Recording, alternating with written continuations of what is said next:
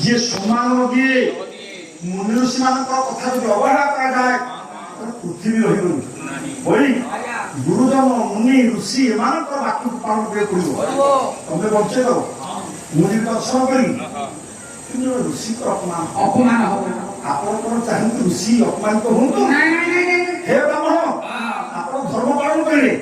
ମୃତ୍ୟୁ ହଉଛି ଗୋଟେ ନିରାଟ ସତ୍ୟ ଆଉ ଶ୍ରେଷ୍ଠ ସତ୍ୟ ହଉଛି ମୃତ୍ୟୁ। ପରୀକ୍ଷିତଙ୍କ ଆଜି ମୃତ୍ୟୁ ନେବ ଅଛି। ଦେଖ ତମକୁ ଦିବ୍ୟ ଦୃଷ୍ଟି ଦଉଛି ଦେଖିଲା ଚିନ୍ତା କଲେ ଋଷିଙ୍କର ବାକ୍ୟ ରକ୍ଷା ହବ। ଆଜି ପରୀକ୍ଷିତଙ୍କର ମହାପ୍ରୟାଣ ତିଥି ମୁଁ ଯେତେ ଚେଷ୍ଟା କଲେ ମଧ୍ୟ କାଳର ଗତିକି ମୁଁ ବୃଦ୍ଧି ପାରିବି। କାଳର ନିୟମକୁ ଆମେ ସମସ୍ତେ ସମ୍ମାନ ଦେବାକୁ ପଡିବ। ସେଇଠୁ କଶ୍ୟପ କିଛି ଧନ ନେଲେ ଫେରିଗଲେ। ଯାଉଛନ୍ତି କିଏ ସେ ନା କକ୍ଷକ। 7 ଦିନର ପୂର୍ଣ୍ଣ ସପ୍ତାହ ଯଜ୍ଞର ପରିପୂର୍ଣ୍ଣ ହବ କିନ୍ତୁ ଏ ପରୀକ୍ଷିତ ମନ ଛନ ଛନ ହଉଛି।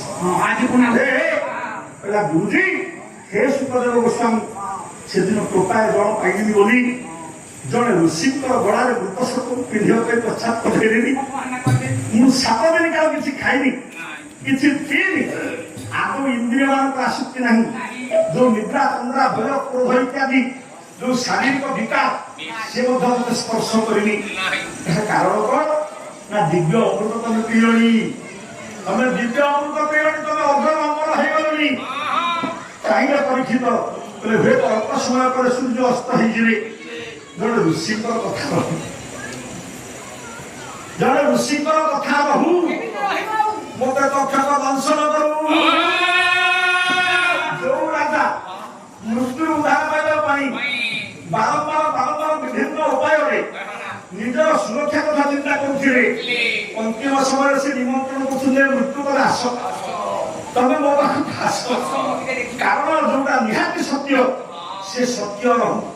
ଆପଣ ଶୀଘ୍ର ଆସନ୍ତୁ ହେ ମୃତ୍ୟୁ ଆସୁ। ଆସିବେ କେମିତି? ଠିକ ଏହି ସମୟରେ ରାଜାଙ୍କୁ ଦର୍ଶନ କରିବା ପାଇଁ ଜଣେ ବ୍ରାହ୍ମଣ ଆସିକି ପହଞ୍ଚିଲେ।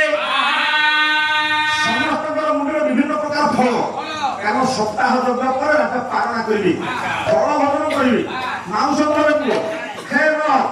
ଯେତେବେଳେ ନଜର ପଡ଼ିଗଲା ପରୀକ୍ଷିତଙ୍କର ଦେଖିଲେ ଦ୍ୱାରପାଳ ଜମିଛି ଛାଡ଼ି ଦଉନି। ପରୀକ୍ଷିତ ତାକୁ ଛାଡ଼ି ଦିଅ ଦ୍ୱାରପାଳ କହିଲେ ନାଇଁ ଆପଣ ଜାଣିନାହାନ୍ତି ଏଇ ବ୍ରାହ୍ମଣଙ୍କର ମୁଣ୍ଡରେ ମୁଣ୍ଡେଇ ଥିବା ଟୋକେଇ ସେଇ ଫଳ ଭିତରେ